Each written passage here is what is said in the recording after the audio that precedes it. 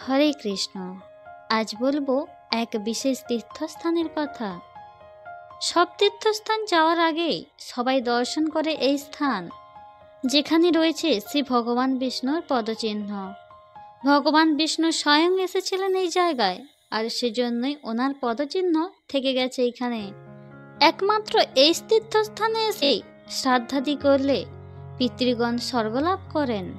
কিন্তু কেন স্বয়ং ভগবান শ্রীবিষ্ণু এত তীর্থস্থান ছেড়ে এখানেই কেন এসেছিলেন, সেই কথাই জানবো আমরা আজকের এই ভিডিওতে। রয়েছে এই জায়গার মাহাত্ম্য, সেটাও জানবো আমরা আজকে। পুরাকালে মহাবলশালী এক অসুর ছিলেন, নাম ছিল গয়। ওনার কঠিন তপস্যার ফলে চঞ্চল হয়ে উঠেছিল এই ত্রিভুবন। তাই দেখে দেবতারাও ভয়ে কাঁপতে লাগলেন। কিন্তু এখন উপায় কি হবে, এইসব চিন্তা করতে করতে সব দেবতারা মিলে চললেন শ্রীবৈকুণ্ঠে ভগবান বিষ্ণুর কাছে। বললেন গয়ের তপস্যার কথা। ভগবান শ্রীবিষ্ণু বললেন, যদি গয়ের দেহের পতন হয় তবে শিবত্ব লাভ করবে, কাজে কাজে ওকে নিধন করা উচিত হবে না। তখন দেবতারা বলতে লাগলেন, গয় যদি বেঁচে থাকে তবে এই সৃষ্টি লোপ পেয়ে যাবে, যদি মরে শিবত্ব পায় তাহলে ক্ষতি কি? ওকে আপনি যেমন করে হোক বিনাশ করুন। তখন ভগবান বিষ্ণু আশ্বাস দিলেন, ঠিক আছে, তাই হবে। এরপর একদিন গয়াসুর শিব পূজার জন্য পদ্ম ফুল আনতে ক্ষীরোদ সাগরে গেলেন। ফুল নিয়ে ফিরবার সময় মায়া বিস্তার করলেন শ্রীহরি। আর ঠিক তখনই গয়াসুরের হলো তন্দ্রাবেশ, অর্থাৎ তিনি তখনই পথের উপরেই ঘুমিয়ে পড়লেন। আর এই সুযোগেই ভগবান বিষ্ণু ওনার মাথার উপর গদাঘাত করলেন, আর সঙ্গে সঙ্গে প্রাণে মারা গেলেন গয়াসুর। পর থেকেই শ্রীহরি এই স্থানে থেকে গেলেন, তাই এই স্থানের নাম হলো গয়া। শ্রীহরি বললেন, এই পুণ্যক্ষেত্রে যে মানুষ স্নান করে যজ্ঞ, শ্রাদ্ধ, পিণ্ডদান ইত্যাদি করবে তার গতি হবে স্বর্গে কিংবা ব্রহ্মলোকে, কখনো নরক দর্শন হবে না। তারপর ব্রহ্মা ঠাকুর এই তীর্থস্থানকে পরম তীর্থস্থান মনে করে যজ্ঞ করলেন। পৌরোহিত্য করবার জন্য ওই জায়গায় যেসব ব্রাহ্মণেরা এসে উপস্থিত হয়েছিলেন, ব্রহ্মা তাদেরকে আনন্দ সহকারে পূজা করলেন। তারপর সেই গয়াক্ষেত্র ব্রাহ্মণকে দানও করে দিলেন তিনি। কিন্তু এই ব্রাহ্মণগণ লোভের বশবর্তী হয়ে সব যজ্ঞ সামগ্রী গ্রহণ করে সেই ক্ষেত্রে ফল্গু নদীর তীরে অবস্থান করলেন। আর ঠিক তখনই ব্রহ্মা রেগে গিয়ে ব্রাহ্মণদেরকে অভিশাপ দিলেন, তোমাদের ত্রৈপুরুষী অর্থাৎ 3 পুরুষের বিদ্যা ও ধন সবই নষ্ট হবে। পাষাণ পর্বত বহা এ নদী কেবল চিরকাল তোমাদের হইবে সম্বল। অর্থাৎ উনি ব্রাহ্মণদেরকে বললেন, পর্বত থেকে নেমে আসা এই নদী একমাত্র তোমাদের সম্বল হবে, যেটি গয়াধামে অবস্থিত ফল্গু নদী। তখন ব্রাহ্মণগণ অত্যন্ত দুঃখ পেয়ে ব্রহ্মার বহু স্তবস্তুতি করতে শুরু করলেন। তখন তুষ্ট হলেন ব্রহ্মা, শাপমোচনের জন্য সমস্ত ব্যবস্থাও করে দিলেন। উনি ব্রাহ্মণদেরকে বললেন, যেসব পুণ্যার্থী এখানে শ্রাদ্ধ করবার জন্য আসবে তারা তোমাদের অর্চনা করবে, আমিও তাতেই পূজিত হব। এই গয়া তীর্থে ফল্গু নদীতে স্নান করলে সকল তীর্থে স্নানফল লাভ হয়। ব্রহ্মহত্যা, চুরি, সুরাপান ইত্যাদি যত মহাপাপ আছে গঙ্গা তীর্থে এসে শ্রাদ্ধ কর্ম করলে সব ভস্মীভূত হবে। দীক্ষাবিহীন অর্থাৎ যেসব মানুষ সারা জীবনেও একবারও দীক্ষা গ্রহণ করেননি, সেই সব মানুষ যদি দেহত্যাগ করে, এছাড়া যারা পশু কিংবা দস্যুর হাতে মৃত হয়েছে অথবা সর্পদংশনে মারা গেছে, স্বর্গলাভে গয়াতীর্থে তাদের শ্রাদ্ধ করা উচিত। যে মানব গয়াতীর্থে যাবে তৎক্ষণাৎ পিতৃঋণ হতে মুক্ত হবে। এসব মানুষ শ্রাদ্ধাদির জন্য গয়াতীর্থে যান, ওনাদের গয়াতীর্থে যাওয়ার আগে সন্ন্যাসীর বেশে যথাবিধি শ্রাদ্ধ করে নিজের গ্রাম প্রদক্ষিণ করবেন। তারপর গ্রামান্তরে যাবেন, অর্থাৎ গ্রামের বাইরে যাবেন। তবে এই সময় কোনো প্রকার দান গ্রহণ করা উচিত নয়। গয়াতীর্থে যাওয়ার সময় আপনি যতটা পথ অগ্রসর করবেন, আপনার পিতৃপুরুষেরাও স্বর্গে আরোহণের জন্য ততটা সিঁড়ি উপরে উঠতে পারবেন। এটা খুবই আশ্চর্যজনক। হ্যাঁ, তীর্থে উপস্থিত হয়ে অবশ্যই উপবাস ও মুন্ডন করবেন।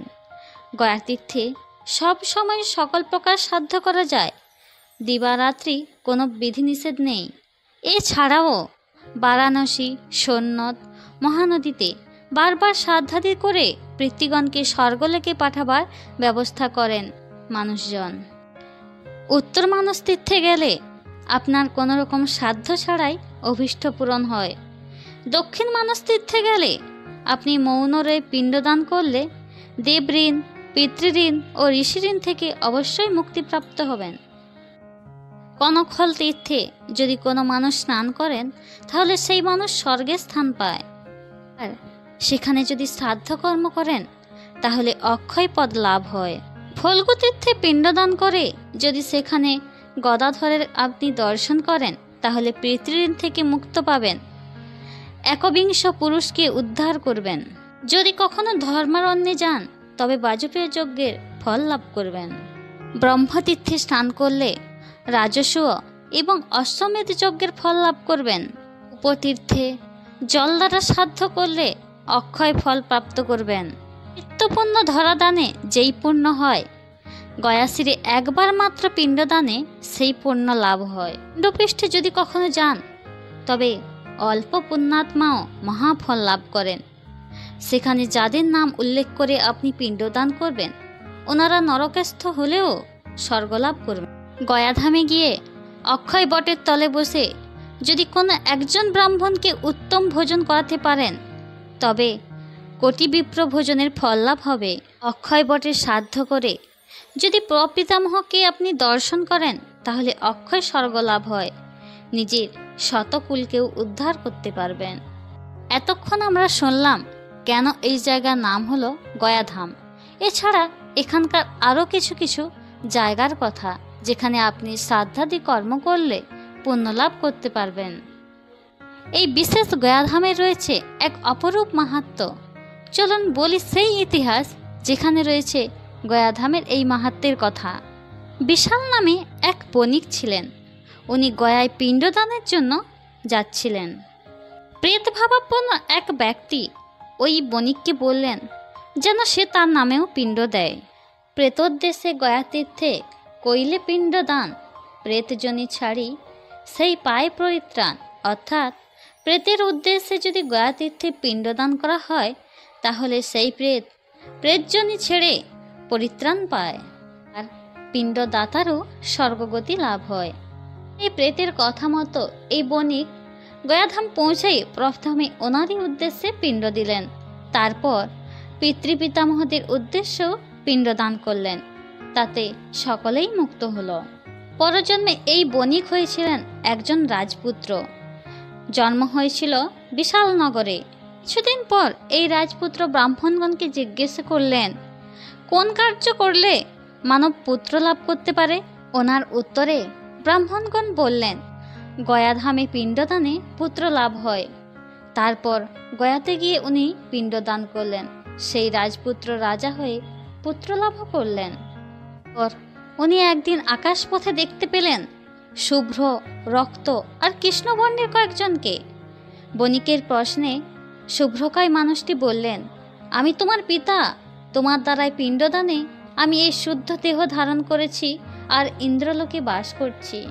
এই যে পুরুষে হিরো রক্তবর্ণ দেহ, আমার জনক হন তব পিতামহ। ওনার পিতা বললেন, এই যে রক্তবর্ণের মানুষটিকে দেখছো, ইনি আমার বাবা, তোমার পিতামহ হন।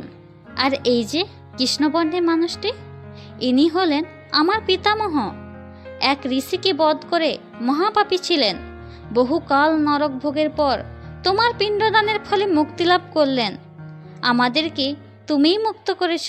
বর্তমানে আমরা স্বর্গে বাস করছি।